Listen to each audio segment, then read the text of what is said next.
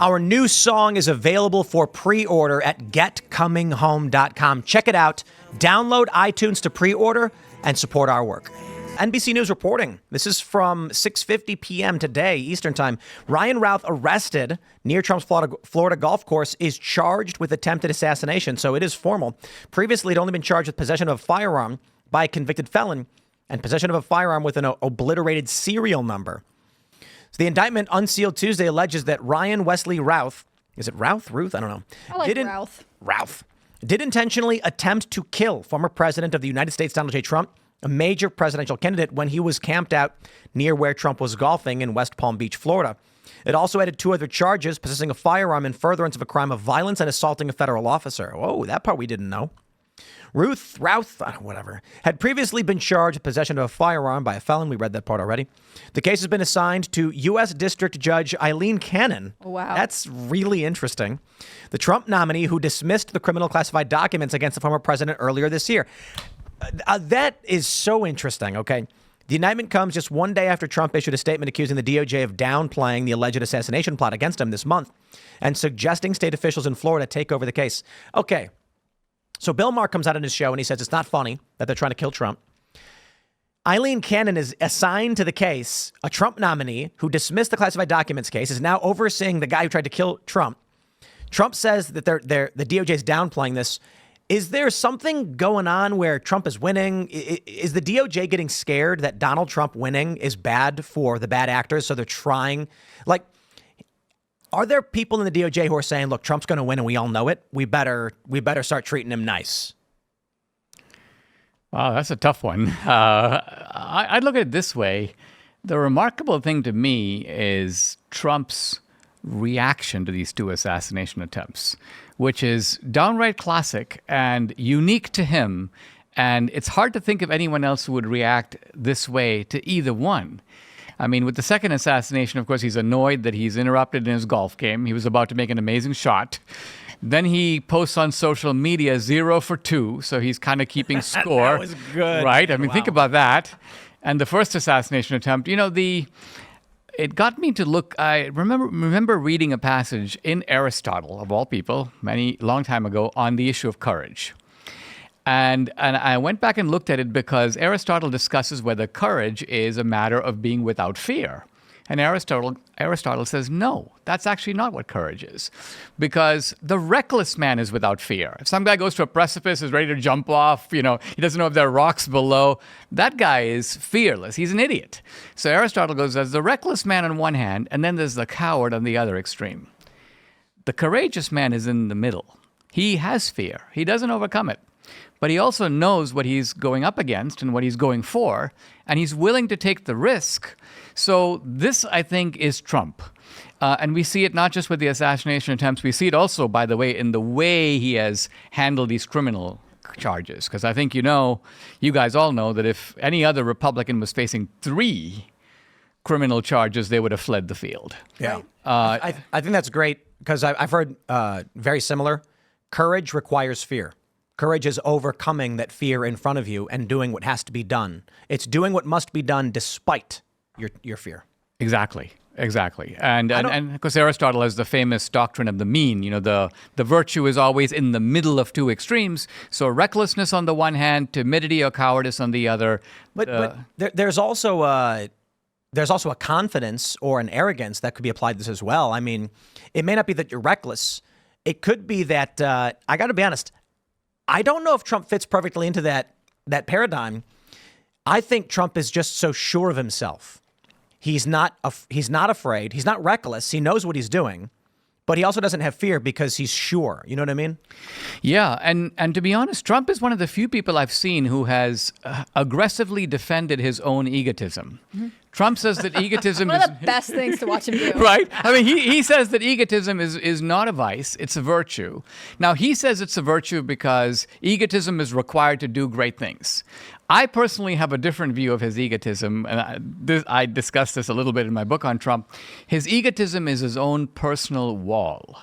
Meaning, if any guy is facing the kind of attack that Trump is, a normal person would crumble, right? You'd go into the fetal position. You'd just be sort of emotionally destroyed. So you have to have a massive ego that insulates you and allows you to sort of shut out some of this craziness and forge ahead. So I think Trump's egotism is a political asset. Do you think that Trump can view different aspects of the government differently? Like, one of the things that struck me after the first assassination attempt is that the entire Trump family came out and said, no, there are really good agents that protect us. We like them, while simultaneously being open to the idea that there was a failure. And in this case, he's saying, the DOJ is not trustworthy. I think this is sort of an interesting characteristic, that he is both dependent on the Secret Service day to day. It's not like he got it's not like they could just hire a private security team to step in and replace the Secret Service. And at the same time, he doesn't totally trust the federal government right now. I mean, the eerie fact, which sort of can't be avoided, is Trump is dependent for his security on a regime that is trying every other which way to destroy this guy, right? I mean, it's the regime that has criminal charges against him. They have done the character assassination that in some ways has emboldened the actual would-be assassins. So Trump is in a very strange position. Now, admittedly, looking back in American history, at least when I was a younger man in my earlier career, no one thought this was an issue. I mean, no one thought, for example, that John Kerry would not get proper Secret Service protection because, George W. Bush is out to do him in. This is a question that has emerged only now, and I think reflects our deep distrust of these institutions and the ruthless way in which they have gone after him, trying to lock up the leading candidate of the opposition party for life. Right. Despite this obviously being widely condemned by most elected officials, political commentators, I think it unfortunately speaks to the political climate that we're in, and is only going to get worse. I think Tim was pulling up a poll earlier that said Democrats, independents, Republicans across the board are anticipating and concerned about more political violence, copycat attempts, things like this. I've said it before. These guys get Secret Service protection. Most senators, no senators does. Maybe the leader of the House does. I think and Nancy majority Pelosi leader, does, but like some of the highest ranking members of Congress do, but it's mostly the vice president. And there was still somebody who was able to get to Nancy Pelosi's husband. So it's scary how much damage one person who is very motivated can do. And Trump just announced that he'll have his October 5th rally in Butler, Pennsylvania. I mean, he's returning to the same site, which is fascinating. And again, it brings up that question of, is this just a level of boldness that no other American has kind of pulled off? Or is it courageous? Is he symbolically saying, you cannot intimidate me. I'm going to return to this spot where, I was hit by a bullet. I think that this is the question with American leadership, especially given that Biden and Kamala Harris are so famously inaccessible to the media and therefore to their constituents. I think, you were mentioning Trump defending his egotism. I think Trump is largely driven by his ego. I think he wants to do good. I don't think it defines him. But there's a lot of people who don't want to believe that. They think, no, Trump's altruistic. He's doing this for the greater good of everyone else. And I'm like, I think Trump internally wants to be loved. I don't think it's a bad thing. I think it's a good thing to want other people to respect you for the hard work that you do, for what you accomplish. And I think it's exactly who Trump is. If you meet the guy, and I'm sure you've met him on many more occasions than I have, he tries really hard to be nice to you. He tries to be respectful to you, to a complete stranger, because he's a good person, largely. And when he meets you, he's trying to make sure that you see him positively. I think that's a good thing. Yeah, I mean, I think you have to put this against the backdrop. I mean, look at it this way. If we were Trump and we had Mar-a-Lago, you got sort of $1 billion plus lying around somewhere. You got grandchildren. You have maybe 10 years left to live. And somebody asks you, well, are you going to put yourself in a position where you will be flayed on every platform every second of every day? You'll face criminal charges to lock you up for the rest of your life. You'll face 2, maybe more assassination attempts. No normal person would go for that deal. It's kind of like the scene in My Cousin Vinny. Do I take the $200 or the ass kicking? It's not really a hard choice. So I after the first assassination attempt, he gets Sunday off, and then he and his family are at the RNC working like nothing happened. That to me is absolutely insane. It's insane. I'm like, take a day off, bro. We're cool with it, you know? And look at the Republicans. I mean, if this had happened to Kamala Harris or Biden, the Democrats would be screaming. The press would be screaming. They'd be on the House floor, on the Senate floor. Whereas there's a kind of, to me at least, a creepy silence from Republicans. One or two exceptions to that, but by and large, Republicans are acting like it's no big deal.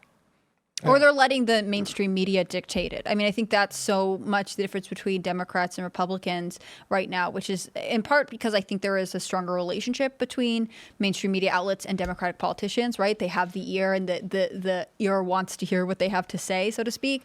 But, you know, there are Republicans who have pushed, you know, the FBI directors or different people for answers about what happened in Butler. And I guess now we'll have another one. I know Josh Hawley has brought forward a whistleblower, but it's almost like every other Republican knows, well, if I bring it up, the media is not going to pay attention to me. And if I am trying to, you know, get some media attention, this isn't something that I can talk about. It's allowing themselves to be siloed. But I could understand if you have limited resources as a congressman and you're trying to, you know, talk about something that matters to your constituents, you may have to make a choice between the assassination attempt and, you know, agricultural issues. Thanks for watching this clip from Timcast IRL. Make sure to check out the live show Monday through Friday at 8 p.m. on this channel. Subscribe and we'll see you all there.